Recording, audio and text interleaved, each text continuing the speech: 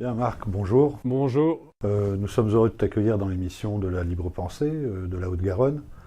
Et nous allons consacrer, si tu le veux bien, ce moment avec toi à l'affaire des fusillés pour l'exemple de 1914 et de 1914-1918 et de la bataille pour la réhabilitation qui se mène maintenant depuis plusieurs dizaines d'années, enfin 25 ans exactement, je crois, le début de la bataille que nous menons en tant que Libre Pensée nationale.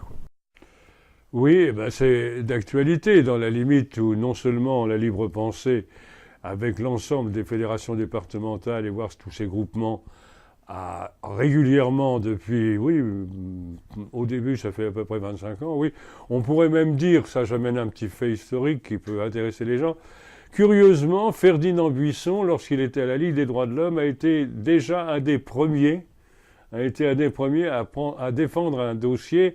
C'était au moment, au lendemain de la guerre, c'était pratiquement, et même pendant la guerre 14, il y a eu des moments où on a défendu les fusillés pour l'exemple.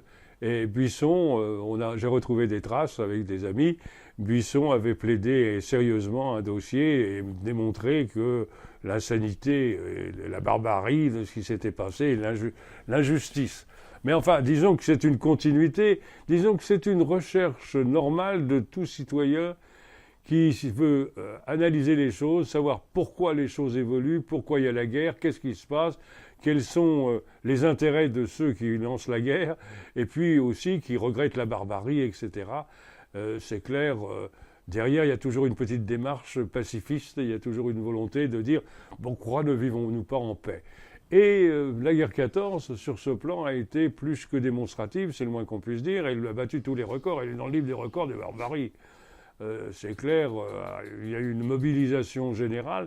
C'est le premier conflit qui devient un conflit mondial, il faut se rappeler ça aussi. Hein. Il y a les Américains qui viennent, il y a les Néo-Zélandais, il y a les Canadiens, il y a des Belges. Bon, c'est aussi une guerre où, pour la première fois, les techniques professionnelles ont bougrement avancé, les techniques pour mourir. Hein. Je rappelle simplement que pour la première fois, Paris a été bombardé. Il y avait la Grosse Bertha, non seulement, il y a eu les Zeppelin, mais il y a eu la Grosse Bertha, ce qui fait que, disons, dans l'émotion publique, la dimension a changé complètement. Hein, et que c'était une guerre absolument folle, et étant entendu qu'il y avait un seul mot d'ordre, c'était tuer l'adversaire. C'était tuer, sans savoir très bien quels en seraient les résultats concrets. Et malheureusement, je le dis, et je le dis d'autant plus ici, à Toulouse, je le dis d'autant plus que, il a été très attaché à Toulouse, et notamment à la Dépêche du Midi, etc. Celui qui avait été le plus clairvoyant, c'était Jean Jaurès. Alors, d'une certaine façon, lorsque nous nous battons pour la réhabilitation des fusillés, pour l'exemple, nous nous battons sur une ligne qui est une ligne proche de ce qu'aurait été un Jean Jaurès actif, si j'ose dire. C'est une démarche pacifiste, c'est clair, et c'est la raison pour laquelle nous faisons ça avec l'Union pacifiste de France, et que nous faisons ça avec les anciens combattants, parce qu'eux aussi regrettent, etc. Et nous avons eu des petites nuances, mais nous étions arrivés à une position qui était la suivante. Il y a 650 dossiers recensés où l'on sait à peu près ce qui s'est passé parce qu'il y a encore... Le greffier a fait son boulot en quelque sorte. Mais je rappelle qu'il s'agit d'une justice qui est rendue par les militaires, justice exceptionnelle de militaires, avec 3 officiers, et bien entendu personne pour assurer la défense. Parce que le moindre poilu qui aurait voulu assurer la défense de son camarade poilu, il risquait à son tour. Je rappelle toujours qu'il s'agit de fusiller pour l'exemple. Donc en fait, le motif était secondaire. Ce qu'il fallait, c'était en tuer pour que les autres aient peur et qu'ils aillent à la charge. C'était ça le truc. Alors on trouvait des prétextes divers et variés pour les assassiner. Bon. Donc il y a 650 dossiers. Et nous considérons que ce n'est pas la totalité. Parce qu'il y a eu encore pire, il y a eu des exécutions sommaires. Qu'est-ce que c'est que les exécutions sommaires ? C'est tout simplement au moment où l'officier donnait le mot d'ordre d'assaut, s'il y avait, je ne sais pas, 50 hommes de troupe, il y en avait 49 qui y allaient, puis il y en avait un, il faisait demi-tour parce qu'il avait de la trouille. Et il arrivait que l'officier, paf, le tue, d'un coup de revolver, le tue, pour montrer l'exemple, pour contraindre les autres à y aller. Et ça a été, et ça n'a pas été en 1917 comme certains disent en parlant de mutinerie. C'est dès le début que ça a commencé. Dès le début, ça a commencé. Les 650, là, la majorité, c'est avant 1917. 1917, c'est autre chose. Il y a déjà une prise de conscience, etc. Et même en 1917, c'est fort intéressant, les mutineries, elles sont organisées. C'est presque du syndicalisme sur le terrain de combat. C'est d'ailleurs très, très, très intéressant qu'ils aient été capables, à un moment donné, d'être solidaires et puis de refuser les mots d'ordre, bien entendu. Alors, nous avons ces 650 dossiers, nous les considérons comme étant les modèles du genre.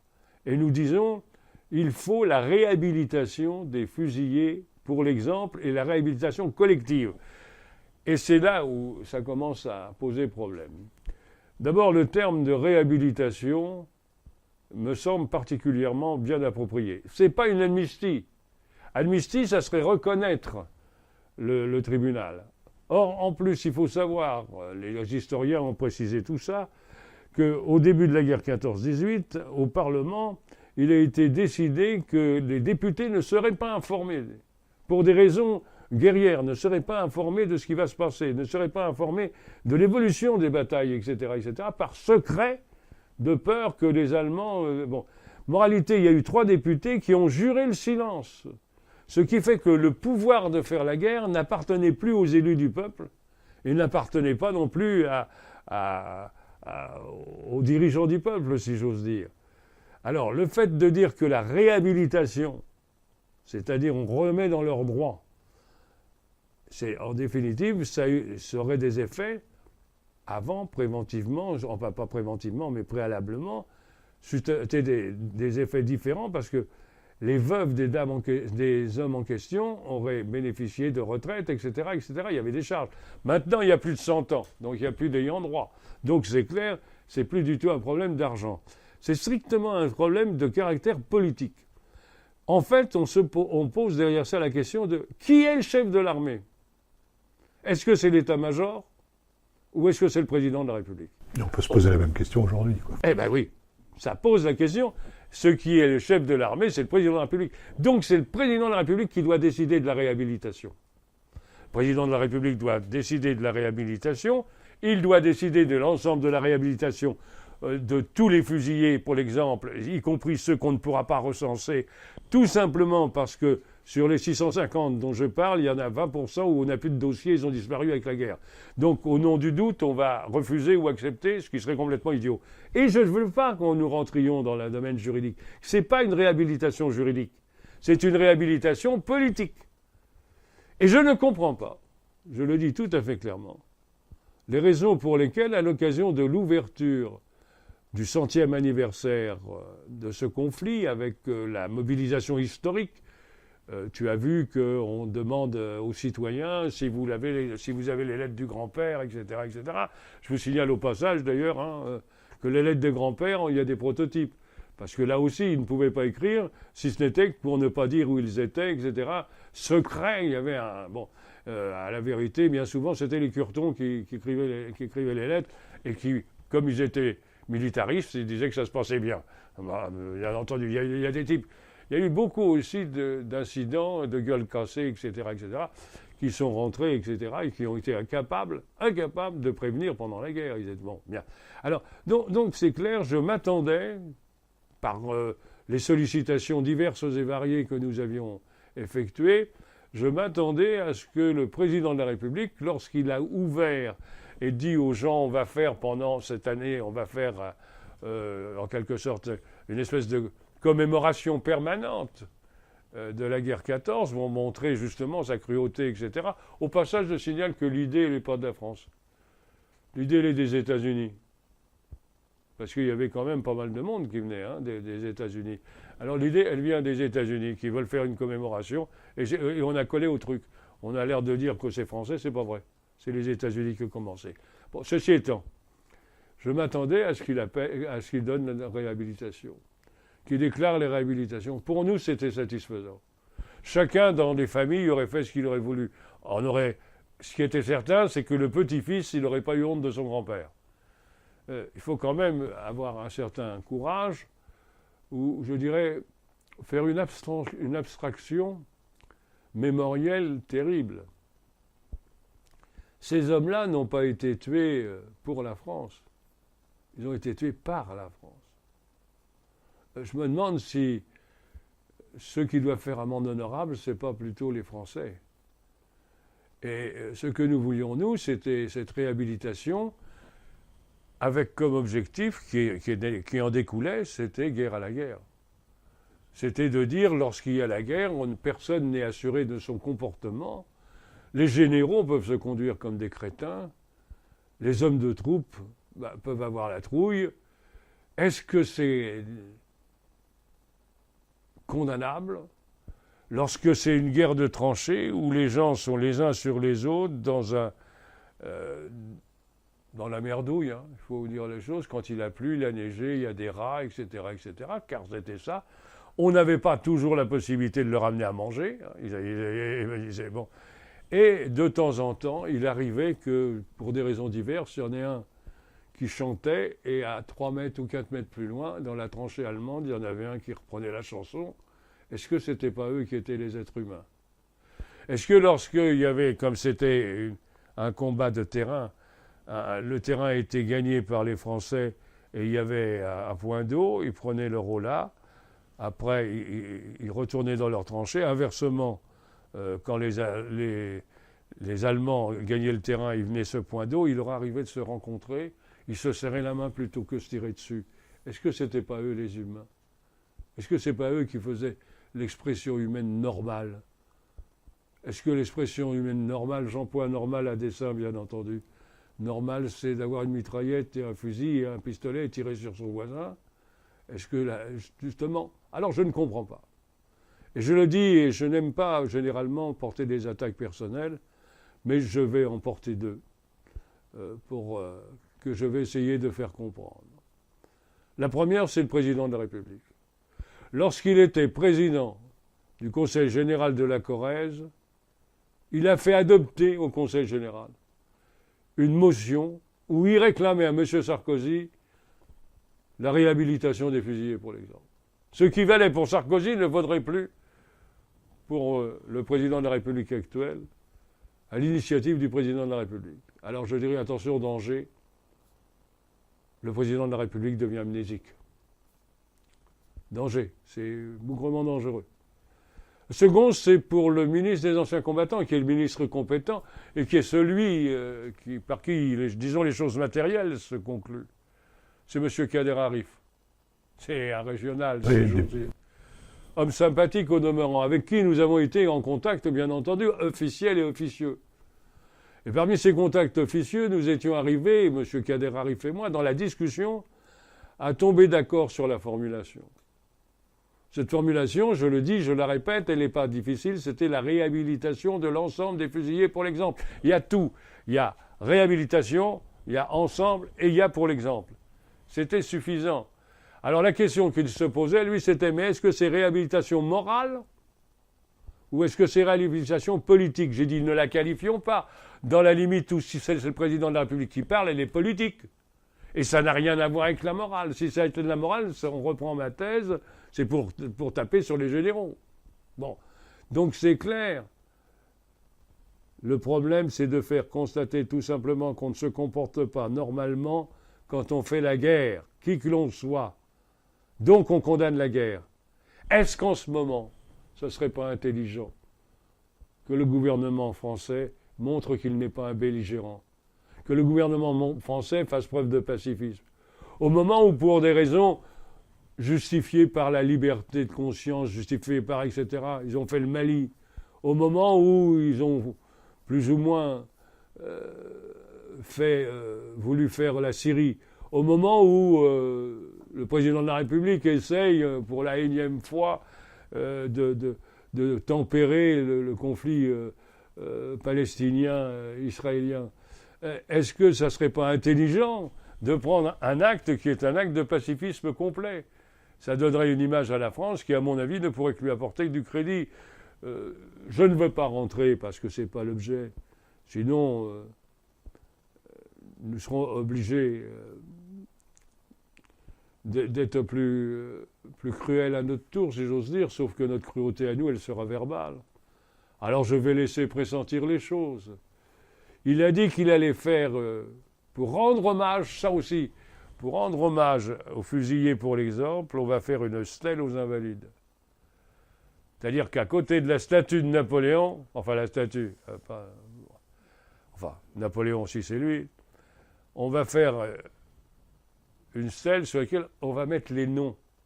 Ça, c'est parce qu'il a peur que les maires ne veuillent pas mettre les noms.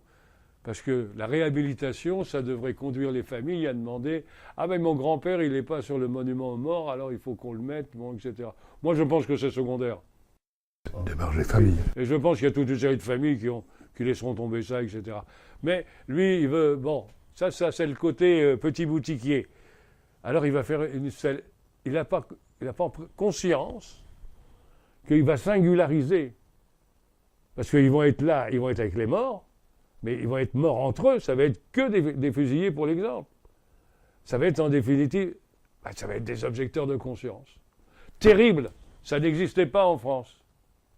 En France, ça n'existait pas, il n'y avait pas d'endroit où on pouvait rendre hommage aux objecteurs de conscience. Eh bien maintenant, on va pouvoir aller manifester et faire le soutien aux objecteurs de conscience. Exactement. Pour la libre pensée, pour les gens qui sont de la liberté de conscience, je ne dis pas que tout le monde doit être objecteur de conscience, mais il y a des objecteurs de conscience parmi nous.